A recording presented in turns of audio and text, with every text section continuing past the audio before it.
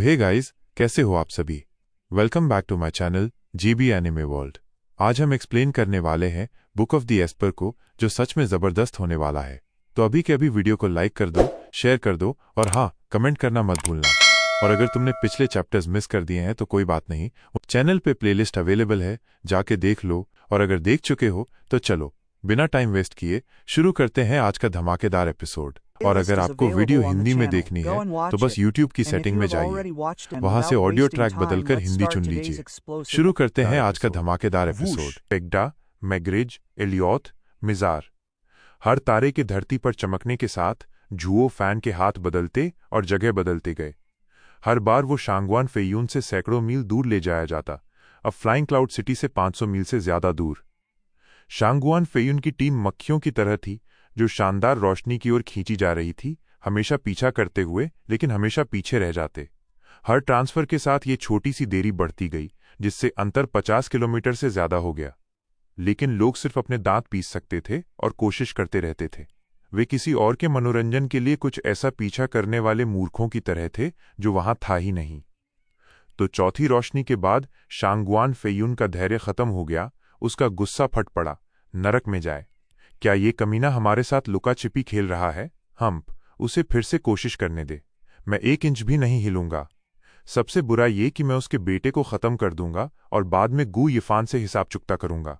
वो हमेशा के लिए नहीं भाग सकता, खासकर जब वो सेंट्रल एरिया में है। स्वॉर्ड किंग फेयून, बकवास काफी हुई। बस स्वॉरिंग स्वॉर्ड मायने रखती है।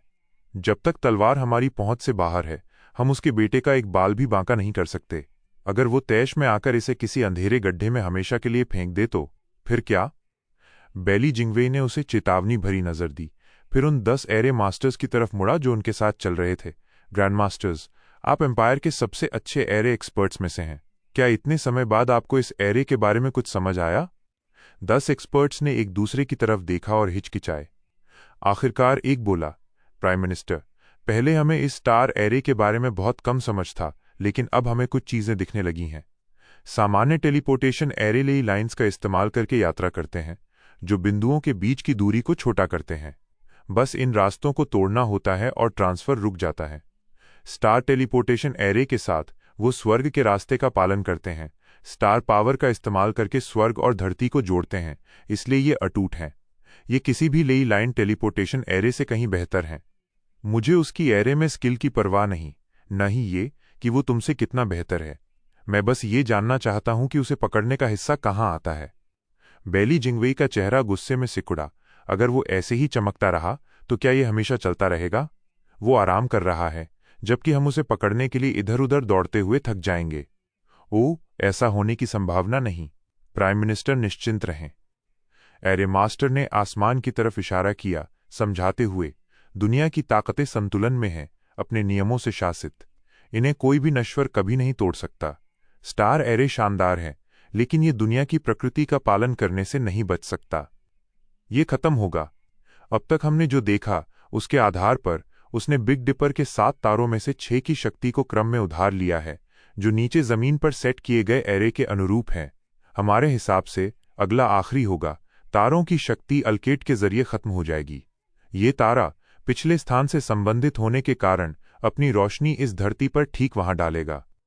एरे मास्टर ने सैकड़ों मील दूर किसी रैंडम झाड़ी की तरफ अकड़कर इशारा किया। हा, देखा? इसे विशेषज्ञता कहते हैं। एक नए एरे को थोड़ा समय देखने के बाद मैं पहले ही इसके प्रोसेस का अनुमान लगा सकता हूं। ये एक 11वीं ग्रेड एरे मास्टर की जबरदस्त ताकत है। पट उसे ज्यादा देर तक घमंड करने का मौका नहीं मिला, क्योंकि एक तेज थप्पड़ ने उसे चक्कर में डाल दिया, उसका दिमाग भी। कुछ देर बाद होश में आने पर वो गुस्साए बेली जिंगवेई के सामने था। सिकुड़ते हुए एरे मास्टर्स हैरान और अन्यायग्रस्त दिखे। हमने अब क्या किया? प्राइम मिनिस्टर हमसे क्यों नाराज हैं? हम गलत कैसे हैं? बेली जिंगवेई ने दांत पीसते हुए थूक दिया। तुम बूढ़े सड़े हुए मूर्खों, तुमने पहले क्यों नहीं कहा? मुझे इतना लंबा और बेकार का स्पष्टीकरण देने की बजाय बस उस लड़के के गंतव्य की ओर इशारा करते। अज्ञानी कचरे। स्वॉर्ड किंग फेयून, चलो, हमें उसे उसी पल रोकना होगा जब वो उतरेगा। शांगवान फेयून ने गू सेंटोंग को पकड़े हुए बेली जिंगवेई के पीछे चल दिया। वहां वे जुओ फैन के आने के लिए घात लगाकर इंतजार करेंगे। आखिरकार वो एक कदम आगे थे। प्राइम मिनिस्टर बेली, आपके लाए सभी एरे ग्रैंड मास्टर्स के दिमाग जैसे सिकुड़ गए हैं, इतने धीमे हैं। जब वे अपनी जिंदगी एरे के स्क्रॉल्स में बिताते हैं और दुनिया के कामकाज को नहीं समझते तो क्या कर सकते हैं? वे मूड को बिल्कुल नहीं पढ़ सकते। मैं उन्हें इसके लिए मूल्यवान मानता हूं, लेकिन परेशान भी होता हूं। चाहे अल्केमिस्ट हों या एरे मास्टर्स, वे सभी अपने क्षेत्र में शिखर तक पहुंचना चाहते हैं, और इसके लिए वे पढ़ते हैं और पढ़ते हैं, दुनिया से अलग थलग। वे पंडित विद्वानों की तरह हैं। सच, सभी जाने माने महान अल्केमिस्ट और एरे मास्टर्स के दिमाग सरल होते हैं। शांगुआन फेयुन ने सिर हिलाया, फिर उसकी भौं सिकुड़ी। फिर भी ये बच्चा अपवाद है। उसके पास शानदार अल्कीमी स्किल्स हैं, फिर भी वो सांप से ज्यादा फिसलन भरा है। उसने दिमागी खेलों पर ध्यान देते हुए अल्कीमी में इतना अच्छा कैसे किया? बेली जिंगवेई की भौं कांपी और उसने सिर हिलाया। वो वाकई सबसे अजीब विचलन है जो मैंने देखा। सबको हैरान करता है, फिर भी उनमें बड़ा खतरा पैदा करता है। शांगुआन फेयुन की आंखें चमकी। जैसे ही दोनों बात कर रहे थे, डैन किंग शेन बेली जिंगवेई को चुपचाप ले जाने में संतुष्ट था। माध्यमिकता नफरत और ईर्ष्या को जन्म नहीं देती, जबकि प्रतिभा खतरे को आकर्षित करती है। लड़के। वूश! आकृतियां हवा में तेजी से दौड़ी और बेली जिंगवेई का समूह उस झाड़ी तक पहुंचा, ठीक उसी समय जब आखिरी रोशनी स्वर्ग से नीचे आई, जैसा कि एरे मास्टर ने अनुमान लगाया था। झुओ फैन और शांगुआन किंग्यान रोशनी के पीछे प्रकट हुए। हा, वो बूढ़ा सही था। बच्चा यहां आ रहा है। शांगुआन फेयुन ने गू सेंटोंग को हाथ में लिए हंसा, घमंड भरे चेहरे के साथ। देखें, अब तू कैसे भागता है। ग्रैंड मास्टर गू, मैं तेरा बेटा देने आया हूं। हा। शांगुआन किंग्यान ने शांगुआन फेयुन के नीच चेहरे पर हाफते हुए कहा, वे अब इतने तेज कैसे हो गए? हम अभी रुके और वे पहले ही पहुंच गए। उन्हें एरे के प्रोसेस का पता चल गया होगा। ये सामान्य है जब तुम्हारे पास 10 एरे मास्टर्स हों। झुओ फैन ने दुश्मन को देखा, जो उसे मांस के टुकड़े की तरह खाने को तैयार था। इसके अलावा उसका चेहरा सपाट था, उसके हाथ स्थिर थे, क्योंकि साइन प्रवाहित हो रहे थे। इससे कोई फर्क नहीं पड़ता। अल्किड। हम। रोशनी का स्तंभ एक चकाचौंध भरी रोशनी में फट गया, जिसने रात को पल में दिन बना दिया। हिंसक लहर हर जगह फैल गई, जिसमें शांगुआन फेयुन का समूह भी शामिल था। उन्हें रुकना पड़ा और रोशनी से अपनी आंखें ढकते हुए सांस लेने में तकलीफ हुई। बेली जिंगवेई ने अपना चेहरा ढका, लेकिन सिर्फ एक झिर्री छोड़ी, ताकि रोशनी के पर्दे के पीछे मुस्कुराते झुओ फैन को देख सके। उसने एरे मास्टर्स पर चिल्लाया, ये क्या है? एरे की ताकत इतनी ज्यादा है कि जेनेसिस स्टेज एक्सपर्ट भी करीब नहीं आ सकता। प्राइम मिनिस्टर, हमें अभी नहीं पता। हमें और देर तक देखना होगा। तुम सबको नरक में भेजो। एरे मास्टर्स भी अपनी आंखें ढक रहे थे, और उनके जवाब ने बेली जिंगवेई को और गुस्सा कर दिया। ये बूढ़े बेवकूफ हमेशा तब गड़बड़ करते हैं जब मुझे उनकी सबसे ज्यादा जरूरत होती है। झुओ फैन हंसा। हा, प्राइम मिनिस्टर सर, बेशक उन्हें नहीं पता, लेकिन मैं उन्हें एक टिप दे सकता हूं। एरे का नाम है बिग डिपर फ्लिंगिंग एरे। इसका मुख्य बिंदु 7 तारे नहीं, बल्कि डिपर है, समझे? वूश! सबसे ज्यादा परेशान करने वाली मुस्कान देते हुए दोनों अपने रोशनी के स्तंभ के साथ गायब हो गए। उसके आखिरी गंभीर शब्द छोड़ते हुए, प्राइम मिनिस्टर, मेरे सड़े हुए बेटे की देखभाल करने के लिए शुक्रिया। अगर आपको अभी भी सोरिंग स्वॉर्ड की जरूरत महसूस होती है, तो मैं आपसे अनुरोध करता हूं कि उसे बड़ा और मजबूत करें जब मैं उसे वापस लेने आऊंगा। हा। वूश! ऊपर के 7 तारों ने उनके बीच हल्की रेखाएं दिखाईं, जो एक दूसरे को जोड़ रही थीं। आखिरी चमक के साथ बिग डिपर और चमक उठा और एक तारे की तरह रोशनी का किरण छोड़ा, जो आसमान को 2 हिस्सों में बांट रहा था। किरण के अंत में कोई और नहीं, बल्कि नॉर्थ स्टार था। इसके ठीक बाद एक आखिरी रोशनी का स्तंभ धरती पर जोर से टकराया, उसे कड़ा हिलाते हुए। इस बार हालांकि कोई पीछा नहीं हुआ। ये बस बहुत दूर था। जेनेसिस स्टेज एक्सपर्ट्स को भी पहुंचने में दिन लग जाते। झुओ फैन अभी अभी उनकी नाक के नीचे से भाग निकला था। चमकती रोशनी को देखते हुए सबकी नजरें सुस्त थीं। मैनर की पूरी ताकत रात के बड़े हिस्से में चक्कर काटती रही, फिर भी उनके पास दिखाने के लिए कुछ नहीं था। वे बस किसी और के मजाक का पात्र बनकर खत्म हुए। सबसे बुरा हिस्सा ये था कि वो सिर्फ रेडिएंट स्टेज में था। अपमान इस पूरी शर्मिंदगी और कुचल देने वाली हार को बयान करने के लिए काफी नहीं था। ये सिर्फ फ्लाइंग क्लाउड मैनर की बदनामी तक सीमित नहीं था, बल्कि इसमें बेली जिंगवेई, स्वॉर्ड स्टार एम्पायर और 9 स्वॉर्ड किंग्स की भी शामिल थी। बेली जिंगवेई ने सिर पकड़ लिया और सांस ली। एम्पायर का महान सेज पूरी रात नाक से पकड़ा गया था। हा, हमें समझ आ गया। सबने फीकी पड़ती रोशनी को कुचले हुए चेहरों के साथ देखा। फ्लाइंग क्लाउड मैनर के सैकड़ों जेनेसिस स्टेज एक्सपर्ट्स एक स्वॉर्ड किंग और एम्पायर के सेज के साथ एक छोटे से चोर को रोकने में पूरी तरह असहाय पाए गए। ये खबर किसी के लिए भी निगलने में मुश्किल थी और माहौल उदास था, लेकिन सभी के लिए नहीं, जैसा कि उस चटक हंसी से जाहिर था। सिकुड़ते चेहरों और गुस्सैल नजरों के साथ उन्हें पता था कि हंसी उनका मजाक नहीं उड़ा रही थी, लेकिन फिर भी उनके कानों में ये तिरस्कार की तरह लगी। इसलिए वे अपराधी की तरफ मुड़े जो 10 एरे मास्टर्स में से एक था। उसने जो नफरत बटोरी उससे पूरी तरह बेखबर। एरे मास्टर बहुत चमकदार दिख रहा था। बच्चे की तरह उछलते हुए बैली जिंगवेई के पास गया। प्राइम मिनिस्टर, हमें समझ आ गया। स्टार एरे की जटिलता अब साफ है। बैली जिंगवेई ने भौहें चढ़ाईं और कुछ नहीं बोला, लेकिन उनकी मासूम मुस्कान देखकर उसने सिर हिलाया। Prime minister, big dipper flinging एरे सिर्फ एक छोटा टेलीपोर्टेशन एरे नहीं है, बल्कि एक गैदरिंग एरे भी है। उसने 7 बार जगह बदली, 6 बार डूबे और अल्केड के बीच, जबकि आखिरी ट्रांसफर ने एरे द्वारा इकट्ठा की गई सारी शक्ति छोड़ दी। ये सिर्फ एक छोटा टेलीपोर्टेशन एरे है, लेकिन बड़े की तरह काम करता है। नॉर्थ स्टार और बिग डिपर के बीच के कनेक्शन का इस्तेमाल करके उसने एक बड़ा ट्रांसफर बनाया। इसलिए उसने कहा कि फोकस तारों पर नहीं, बल्कि बिग डिपर पर है, जो नॉर्थ स्टार की ओर इशारा है। फ्लिंगिंग से उसका मतलब था बिग डिपर की सारी स्टार पावर को नॉर्थ स्टार के जरिए इस्तेमाल करना। बैली जिंगवेई का निराश चेहरा उस उत्साही एरे मास्टर को बिल्कुल नहीं दिखा, जो और ज्यादा उत्साहित होता जा रहा था। उसके द्वारा खोजा गया अचानक शोध का रास्ता उसके लिए बहुत ज्यादा उत्साह था। स्टार एरे वाकई कमाल का है। मैंने कहा था कि इसके लिए स्किल्स और ताकत दोनों चाहिए, वरना ये ज्यादा दूर नहीं ले जा सकता। मुझे बस ये नहीं पता था कि उसने 7 तारों की शक्ति को एक में मिला दिया, इसलिए आखिर में इतनी जबरदस्त लहर थी। लेकिन ज्यादा शक्ति इस जैसे छोटे एरे को नुकसान पहुंचा सकती है, इसलिए यह सिर्फ एक बार काम करता है। खुद देख लीजिए, एरे फॉर्मेशन बर्बाद हो गया है। एरे मास्टर झाड़ी की तरफ गया और थोड़ा खोजने के बाद वो सेक्रेट स्टोन के टुकड़ों के साथ बाहर आया, चिल्लाते हुए, देखिए, ये बिल्कुल वैसा ही है जैसा हमने अनुमान लगाया था। शक्ति ने एरे को ओवरवेल्म कर दिया और इसे बर्बाद कर दिया। हा हा हा। बाकी 9 एरे मास्टर्स उसके साथ हंसने लगे। इससे साबित हुआ कि उनका अनुमान बिल्कुल सही था। बैली जिंगवेई में उन्हें डांटने की भी ताकत नहीं बची थी। उसने सिर्फ सांस ली और मैनर की तरफ वापस उड़ गया। डैनकिंग शेन उसके पीछे गया। एरे मास्टर्स हैरान रह गए। क्या प्राइम मिनिस्टर हमसे नाराज हैं? वो अभी 1 मिनट पहले इतने उत्सुक थे। अब बहुत देर हो चुकी है। शांगुआन फेयून ने सांस ली। वो अब जा चुका है तो स्पष्टीकरण देने का क्या फायदा? हम्प, तुम लोग एरे ग्रैंडमास्टर्स हो।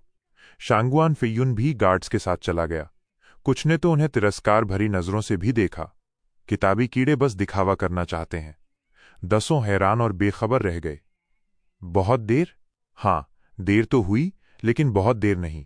वो शख्स भले ही भाग गया हो, लेकिन इस लंबे समय से खोए स्टार एरे को पाना अनमोल है। क्या तुम्हें अंदाजा है कि ये कितना कीमती है? हम्प, एक मूर्ख अज्ञानी को क्या पता? एरे मास्टर ने उनका मजाक उड़ाया। वे चले गए तो हम उस एरे पर शोध करें जो उस शख्स ने सेट किया। सावधान रहें कि इसे और नुकसान न हो। ये एक स्टार एरे की बात है। उन असंस्कृत सुअरों को नहीं पता कि वे किसके साथ पेश आ रहे हैं। उनके उलट हमारा शोध हमें कई नए एरे विकसित करने की ओर ले जा सकता है। सही कहा, बहुत अच्छा कहा। उसके दोस्त पूरी तरह सहमत थे, तुरंत काम पे लग गए। उन्होंने हर अवशेष को पुरातत्व स्थल की तरह माना, हर कोने और धूल के कण को खंगाला ताकि उससे सबसे ज्यादा हासिल हो सके। यही विशेषज्ञ और राजनेता के बीच का अंतर था। पहला अपने ही संसार पर ध्यान देता है, नई खोजों और नवाचारों के लिए जाता है, जबकि दूसरा सिर्फ अपनी प्रतिष्ठा और जेब की परवाह करता है। इन 2 समूहों का कोई तालमेल नहीं था और वे एक दूसरे को तुच्छ मानते थे। राजनेता विशेषज्ञ को पंडित कहकर हंसता था, जबकि विशेषज्ञ राजनेता की चालबाजी को तुच्छ मानता था। जब एक राजनेता विशेषज्ञ बन जाता तो उसे कोई नतीजा नहीं मिलता। अगर एक विशेषज्ञ पक्ष बदल लेता तो उसकी जिंदगी बर्बाद हो जाती, हमेशा हर दिशा में खींचा जाता और अपने शोध के लिए समर्पित होने से रोक दिया जाता। कोई प्रगति भी नहीं होती। बैली जिंगवेई को विशेषज्ञों के लिए स्वस्थ सम्मान था, क्योंकि उसे सिर्फ उन लाभों की परवाह थी जो ये लोग लाते थे। उनके शैक्षणिक शोध और लक्ष्यों के बारे में उसे कुछ नहीं पता था, न ही वो जानने को इच्छुक था। वे दोनों अलग अलग दृष्टिकोणों में अटके थे, एक दूसरे के स्टाइल को हर तरह से नापसंद करते थे। हालांकि बैली जिंगवेई एक सत्य समझता था कि सिर्फ जुनून और पंडितपन ही किसी को विशेषज्ञ बनाता है। असहमति और खराब संवाद के बावजूद वो उनका पूरी तरह समर्थन करता था, क्योंकि उसे इन विशेषज्ञों से सिर्फ फायदा ही था। उनके बीच सारी नाराजगी और हताशा के बावजूद ये इतना नहीं था कि वो गुस्से में उन्हें मार डाले। ये सत्ता में बैठे व्यक्ति की एक महत्वपूर्ण खूबी थी। मानर में वापस जेड फॉल्स पर बेली जिंगवेई ने जमीन पर बर्फ के टुकड़ों को देखकर हाँफ लिया। उसने अपनी पूरी जिंदगी लोगों के खिलाफ जाकर बिताई थी, फिर भी इस बार वो इतनी बुरी तरह नाकाम रहा। इस लड़ाई में उसने कुछ नहीं हासिल किया। गु यिफान, तू एक सच्चा जीनियस है, लेकिन ऐसा जिसे मैं सबसे ज्यादा घृणा करता हूं। बेली जिंगवेई ने गहरी सांस ली। हमारा जन्म ही परस्पर विरोधी स्वभाव के साथ हुआ है। एक नए प्रतिद्वंद्वी का शोक मनाना। चूंकि हम दोनों गहरे विचारक हैं, टकराव अपरिहार्य हैं। लगता है विद्वान हमेशा एक दूसरे की आलोचना करते हैं। हा हा हा। वूश। शांगुआन फेयुन गु सांटोंग के साथ आया। प्राइम मिनिस्टर, इस बच्चे का क्या करें? अभी के लिए जिंदा रखें। जब तक गु यिफान चारा नहीं लेता तब तक वो उसके साथ मरेगा। बेली जिंगवेई ने दांत पीस लिए। शांगुआन फेयुन ने तंज कसा। ये दुर्लभ है, प्रतिभा की कदर करने वाले प्राइम मिनिस्टर का किसी दूसरी प्रतिभा के प्रति इतनी खून की प्यास। उसने वाकई आपकी नसें चटकाई होंगी। हा हा हा। आज का इससे कोई लेना देना नहीं। उसकी असली प्रतिभा जानने के बावजूद मैं उसे एक और सांस लेने नहीं देता, खासकर अगर मैं उसे इस्तेमाल कर सकता। बेली जिंगवेई की आंखें चमकी और वो ठंडी आवाज छोड़ते हुए चला गया। मुझे मेरे जैसे किसी से भी नफरत है। शांगुआन फेयुन ने मुस्कुराया। विद्वान कभी खुद को सर्वश्रेष्ठ नहीं कहते, जबकि लड़ाके हमेशा नकली विनम्रता दिखाते हैं कि वे दूसरे हैं। लड़ाके अपनी क्रूर लड़ाइयों में खून और पसीना बहाते हैं, जबकि विद्वान अपने दिमाग को जटिल योजनाओं में लगाते हैं। तो यहां तक कि महान प्राइम मिनिस्टर बेली भी इसे भूल नहीं सकते। उन्हें वाकई खतरा महसूस हो रहा होगा। हा हा हा। शांगुआन फेयुन ने अब बर्बाद हो चुके वाटर गार्डन की तरफ देखा और दांत पीस लिए। गु यिफान, तूने मेरा स्वर्ग बर्बाद किया और मैं तुझे बर्बाद कर दूंगा। शांगुआन फेयुन ने हाफते हुए चला गया। घायल गु सैंटोंग उसकी पकड़ में लटक रहा था और पीछे खून का निशान छोड़ रहा था। डैनकिंग शेन ने अपनी दाढ़ी सहलाई और सिर हिलाया। लड़के, अब तुम्हारे पीछे 2 पागल कुत्ते पड़ गए हैं। अब से तुम्हारे लिए ये और मुश्किल होने वाला है। इस बीच जैसे ही रोशनी का किरण गिरा, झुओ फैन और शांगुआन किंग्यान फ्लाइंग क्लाउड सिटी से कई लीग दूर एक घने जंगल में चमकते कणों के बीच प्रकट हुए। शांगुआन किंग्यान अभी भी जो कुछ हुआ उससे हैरान थी। वो हर छलांग में 100 मील की दूरी तय कर रही थी, फिर अचानक वे इतनी दूर आ गए कि उसे फ्लाइंग क्लाउड सिटी का एक भी साया नहीं दिख रहा था। शांगुआन फेयुन अब उनके पास नहीं पहुंच सकता था। इस विचार का आनंद लेते हुए शांगुआन किंग्यान ने झुओ फैन की तरफ देखा।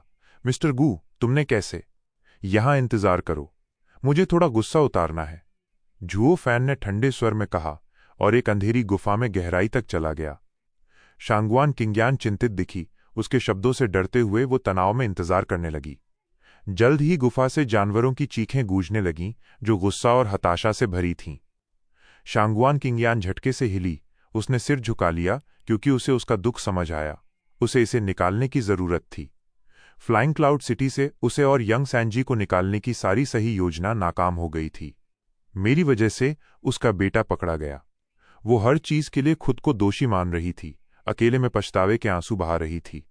चीखें काली रात में लंबे समय तक चलीं, सुबह होने तक। शांगुआन किंग्यान को जो हो रहा था और वो कैसा है, इसके बारे में मिलीजुली भावनाएं थीं, लेकिन वो गुफा के अंदर जाने की हिम्मत नहीं जुटा सकी। जब झुओ फैन आखिरकार बाहर आया, उसका चेहरा सपाट था, पहले से कहीं ज्यादा मृत। शांगुआन किंग्यान को हैरानी हुई कि झुओ फैन की ताकत कमजोर लग रही थी। पहले उसका पावर लेवल रेडियंट स्टेज की 5वीं लेयर पर था, लेकिन अब घटकर 4थी लेयर पर आ गया था। कैसे? शांगुआन किंग्यान के होंठ कांप रहे थे। वो हैरानी और शक से झुओ फैन के शांत चेहरे को घूर रही थी। झुओ फैन ने सांस ली, उसका सवाल समझते हुए। क्या समस्या है? मैं बस इन 2 दिनों में आगे बढ़ा, बस इतना ही। आगे बढ़ा? फिर कैसे? मैं बाकियों से अलग तरह की कल्टीवेशन तरीका अपनाता हूं। ये दिमाग पर केंद्रित है, अपनी असली प्रकृति में लौटने वाला ट्रू सेल्फ आर्ट। झुओ फैन ने कहा, यह बाहर से पीछे हटने जैसा लगता है, लेकिन सच में ऐसा नहीं है। मैं बस अपनी ताकत को दबा लेता हूं, जैसे कल्टीवेशन फिर से अपनी शुरुआत के सबसे साफ रूप में लौट जाए, पर उसी समय मेरी शक्ति और भी बढ़ती जाती है। इससे दिल और दिमाग शांत रहते हैं, गुस्सा और बेचैनी कम हो जाती है और इंसान का स्वभाव भी बेहतर होता है। जब भी मुझे कोई बात परेशान करती है, मैं कल्टीवेशन करता हूँ। ये मैं पिछले 2 साल से करता आ रहा हूँ। जुओ फैन की आंखें शांत दिख रही थीं, लेकिन उनके भीतर एक गहरी उदासी थी जिसे कुछ भी नहीं ढक सकता था। वो पिछले 2 सालों से एल्डर युआन की कल्टीवेशन विधि का अभ्यास कर रहा था, अपने दिमाग को शांत करने के लिए। सारी उदासी और लालसा को इतने समय तक दबाया गया था। शांगवान किंग्यान ने कुछ नोटिस किया और पूछा, तुम्हारा मतलब है कि तुम्हारी पत्नी की वजह से इन सालों में? बस इतना ही। जुओ फैन ने चिल्लाकर उसे रोक दिया। तुम्हारा शांगवान क्लैन कहाँ मिल रहा है? मैं तुम्हें वहां ले चलूंगा। शांगवान किंग्यान झटके से रुकी और फिर उसके शांत चेहरे को देखा। उसने विषय छोड़ दिया और रास्ता दिखाने लगी। जुओ फैन ने उसकी तरफ देखा, उसकी आंखें चमकी और वो उसके पीछे चला। एक पुरुष और एक महिला एक आगे और एक पीछे उड़ रहे थे, पूर्व की ओर। जैसे ही सूरज फिर से सामने उगा, 2 दिन बीत गए। इस पूरे समय में उन्होंने एक भी शब्द नहीं बोला। जुओ फैन ने वही सूखा चेहरा रखा, जबकि शांगवान किंग्यान हर समय बेचैन थी, चुपके से नजरें चुरा रही थी। वो और पूछना चाहती थी, या बेहतर होगा उसे और जानना चाहती थी, लेकिन उसकी वो दूरी भरी अभिव्यक्ति ने ऐसी किसी भी जिज्ञासा को शांत कर दिया। ऐसे ही एक और दिन बीत गया। शांगवान किंग्यान एक झील के पास उतरी। जुओ फैन उसके बगल में उतरा और आसपास का मुआयना किया। क्या यही वो जगह है जहां शांगवान क्लैन पीछे हट रहा है? काफी छुपा हुआ है। तुम्हें कैसे पता? मैंने तुम्हें नहीं बताया, शांगवान किंग्यान ने हाफते हुए कहा। जुओ फैन ने सिर हिलाया। क्या तुम भूल गई कि मैं एरे में दखल देता हूं? झील के आसपास का बैरियर औसत आंखों के लिए अदृश्य है, लेकिन मेरी नजरों से नहीं छुप सकता। अगर बिन बुलाए घुसना बदतमीजी न होती तो मैं इसे पहले ही तोड़ चुका होता। उसने अपनी बड़ी सुंदर आंखें झपकाईं, एक बार फिर हैरान। यहां तक कि जब जुओ फैन ने उसे मजेदार नजर से देखा, तब भी वो प्रतिक्रिया नहीं दे रही थी, बस उसे मूर्ति की तरह घूर रही थी। क्या और कुछ है जो तुम कर सकते हो और मुझे नहीं पता? कई सारी चीजें, लेकिन मैं तुम्हें क्यों बताऊं? बस डोरबेल बजा दे। जुओ फैन ने सांस ली और सिर हिलाया। उसने उसका सिर थपथपाया, जिससे वो झटके से हिली और दर्द से मुंह बनाया। वो वास्तव में नाराज नहीं थी, बस शर्मा रही थी। एक चमकदार मुस्कान के साथ उसने बैरियर खोलने के लिए साइन बनाया, लेकिन खत्म नहीं कर पाई, क्योंकि किसी ने चिल्लाया, कौन है वहां? 2 सफेद कपड़ों में युवा सामने आए, पूरी तरह सतर्क। मैं हूं, क्या तुम्हें नहीं दिखता?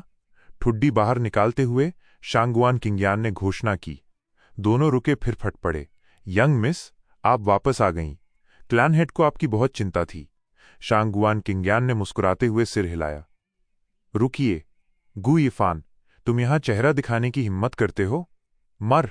दोनों ने आखिरकार जुओ फैन को नोटिस किया और उनकी खून की प्यास फट पड़ी, जो उनकी सोल हार्मनी स्टेज की कल्टीवेशन से समर्थित थी। शांगवान किंग्यान घबरा गई और उन्हें रोकना चाहती थी। तुम क्या कर रहे हो? यंग मिस, क्लैनहेड और वेनेरेबल्स ने हमें बताया कि गु यिफान एक जासूस था। हमारी सारी हानि उसी की वजह से है। अब हम अपने रिश्तेदारों के लिए बदला लेंगे।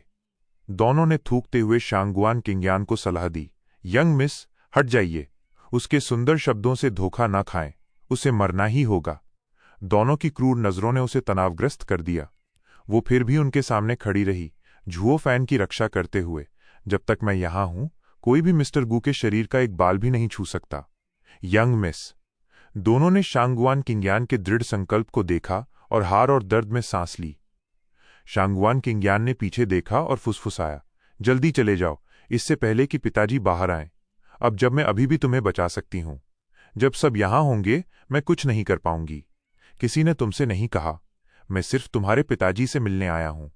अब चलो और मुझे उनके पास ले चलो, जुओ फैन ने कहा। शांगवान किंग्यान ने उसे कड़ाई से घूरा। क्या ये अपनी बहादुरी दिखाने का समय है? तुमने हमारे क्लैन के इतने लोगों को मरवाया। मेरे पिताजी क्लैन हेड हैं और तुम्हें बस यूं ही नहीं छोड़ेंगे। क्या तुम इतने जिद्दी हो कि मरना चाहते हो? और भी वजह है कि शांगवान क्लैन की यंग मिस को अपने पिताजी को बुलाना चाहिए, इस अपराधी को सजा देने और बदला लेने के लिए। तो तुम खड़े खड़े क्या कर रही हो? शांगवान किंग्यान हैरान थी और फिर उसने गाली दी। क्या तुम नहीं देख सकते कि मैं तुम्हारी मदद कर रही हूं? तुम क्यों अपनी मौत की ओर चल रहे हो? अगर तुम मर गए तो मैं यंग सेंजी को क्या बताऊंगी? जुओ फैन की आवाज ठंडी थी। ये तुम्हारा सरोकार नहीं, मैं तुम्हारे पिताजी के लिए आया हूं। अगर तुम मुझे नहीं ले चलोगी तो मैं खुद ही घुस जाऊंगा। जुओ फैन अपने शब्दों पर अमल करने की तैयारी कर रहा था। शांगुआन किंग्यान ने जल्दबाजी में उसे रोका और बड़बड़ाई, घुसने से बस चीजें और खराब होंगी। ठीक है, जैसा तुम चाहते हो। मैं जाकर उन्हें बता दूंगी कि तुम यहां हो। शायद मैं। शांगुआन किंग्यान ने सिर हिलाया, ये महसूस करते हुए कि उसका अनुरोध शायद बेकार जाएगा।